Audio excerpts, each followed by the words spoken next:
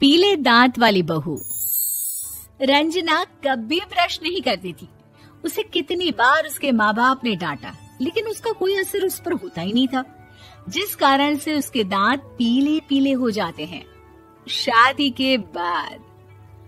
अरे बहू, वैसे तो तुझ में कोई कमी नहीं है, पर तेरे दांत इतने पीले कैसे हैं बेटा? कैसे मतलब?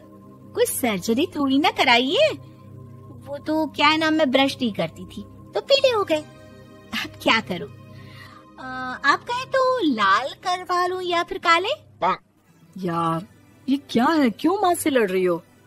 लड़ रही हूँ?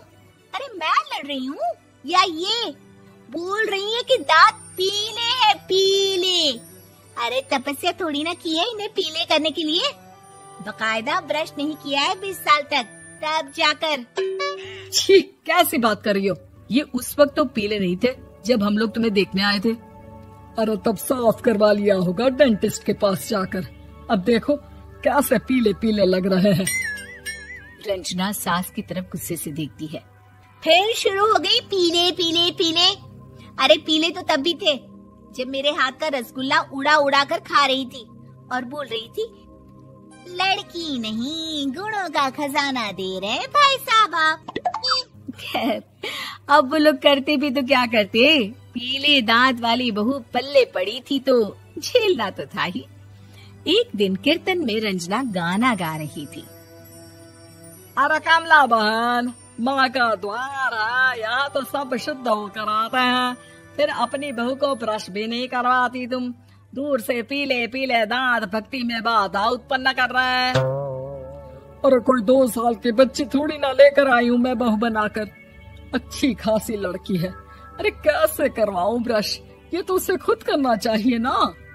अब माँ बाप तो इसके जैसे तैसे निपटा दिए, ये नहीं सोचा कि सास कैसे संभालेगी। सास बहू को लेकर घर आ जाती है, लेकिन सोच लेती है कि अब इसे लेकर कहीं नहीं जाएगी। अगले रोज बहू कहती है, अरे क्या हो गया, मंदिर नहीं जाना क्या? कीर्तन का वक्त हो रहा है। मेरी मधुर वाणी से कान्हा जी जागते हैं और सोते हैं। आप तो जानती है ना उनकी भक्ति में कितना मन लगता है मेरा। वो क्या है ना, तबीयत ठीक नहीं लग रही है मेरी, आराम करूंगी मैं। तबीयत ठीक नहीं लग रही? अभी तो मिथुन के गाने पर नाच रही थी आप, और अब बोल रही है कि तबीयत ठीक नहीं लग रही। अरे भक्ति में मन लगा लो सासू माँ, ऊपर जाना है, क्या मुंह दिखाओगी आप? हाँ? सास को बहू की बात पर गुस्सा आ जाता है। मैं क्या मुंह दिखाऊंगी, इसकी चिंता तो ना कर, समझी? अपने मुंह की चिंता कर, जो ये पीले पीले दांत लेकर हर जगह पहुंच जाती है। पता है लोग कितना मजाक बनाते हैं। ना जी ना, मैं नहीं जाना कहीं तेरे साथ। तो ये बात है। कोई ना, मत जाओ, मैं अपने कमरे में ही बैठकर भक्ति कर लूंगी। ऊपर वाला दांत थोड़ी ना देखता है, मन देखता है, भावना देखता है। और अरे बस बस, तू सब कुछ दिखा, बस ये सफेद चमकदार दांत ना दिखाना किसी को, है? जा यहाँ से। बहू को सास की बात का कोई फर्क नहीं पड़ता, वो तो जैसी थी वैसी ही रह जाती है। सुबह नहाकर किचन में खाना बनाना, फिर खाना खाना, कीर्तन भजन करना और सो जाना। एक दिन, माँ जी मैं सहेली के घर जा रही हूँ, शाम को लेट आऊंगी। हाँ, तो जाना, मैंने कौन सा तेरी आरती करनी है घर पर बैठकर। रंजना सहेली के घर जाती है, जहाँ वो पार्टी में जाने की तैयारी कर रही होती है। अरे शिखा, कहाँ जाने की तैयारी कर रही है? मैं गलत वक्त पर आ गई क्या? अरे नहीं यार, उल्टा सही वक्त पर आई है। मैंने ये साड़ी और ज्वेलरी निकाली है यार, शाम को इनके ऑफिस की एक पार्टी में जाना है। बताना कैसा लग रहा है ये सब? नहीं यार, इस ड्रेस के साथ तो वो वाली ज्वेलरी अच्छी लगेगी। हाँ, सही बोल रही है, मैंने ध्यान ही नहीं दिया। वैसे तो हमेशा से मस्त फैशन सेंस रखती है। तो बड़ा जाती होगी ना पति के साथ पार्टी में। रंजना कुछ नहीं बोलती, बस सोचती है कि यार काश ये बात सही हो जाती, पर मैं क्यों नहीं जाती पार्टी में? क्या इन लोगों की कोई पार्टी होती नहीं होगी? रंजना घर आती है और रात में पति से सवाल करती है, एक बात बताइए, आप मुझे किसी पार्टी में क्यों नहीं ले जाते? क्या आपके यहाँ ऑफिस में पार्टी नहीं होती? पति बेचारा क्या कहता कि दांत पीले हैं तुम्हारे इसलिए। अरे कोई पार्टी होती नहीं हम लोगों के ऑफिस में, तो कहाँ से लेकर जाऊं? और मार्केट, मॉल, कहीं वीकेंड घूमना, कहीं तो। अरे यार सारे हफ्ते में एक छुट्टी मिलती है, तो सोचता हूँ कि आराम ही कर लूं। क्यों? रंजना मन मार के रह जाती है।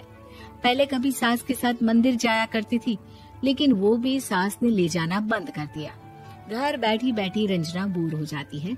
तभी उससे आइडिया आता है और वो मायके जाने का सोचती है। सासू माँ, 2 दिनों के लिए मम्मी के घर जा रही हूँ। अच्छा ठीक है, आराम से जा। और हाँ, माँ से कुछ अच्छी आदत सीख कर आना कि कैसे शरीर के हर भाग की तरह दांतों की सफाई भी जरूरी होती है, समझी? शुरू हो गई ना आप।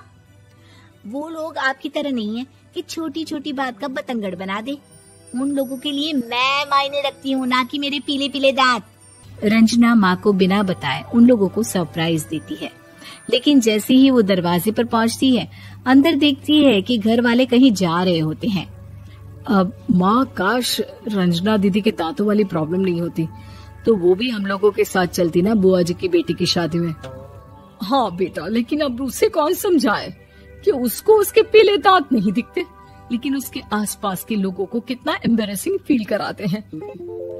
मुझे तो कितनी बार उसके स्कूल की टीचर ने शिकायत की कि उसके साथ कोई लड़की बैठना भी नहीं चाहती, और ना ही कॉलेज में कोई उससे बात करना चाहता था। लेकिन पता नहीं क्यों उसे ये बात समझ में ही नहीं आती। कोई कमी नहीं है उस लड़की में, बस यही कि दांत पीले हैं। वो तो भला हो जीजा जी और उनकी माँ का, जो दीदी को जैसी है वैसे ही रखा हुआ है।